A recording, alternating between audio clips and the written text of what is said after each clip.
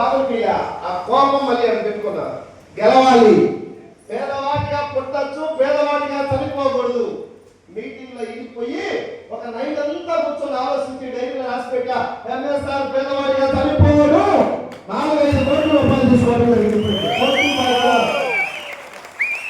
ఆ రోజు 2017-18లో తీసుకున్న నిర్ణయం ఈ రోజు ఫలితాలు వస్తున్నాయి.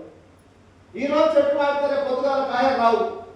మీరు ఈ రోజు చేసే ఆలోచన, మీ వే ఆఫ్ థింకింగ్ నెక్స్ట్ 2026-27లో మీరు మరి డయాస్ మీద సూట్ వేసి 2 lakhs కావాలని చెప్పేసి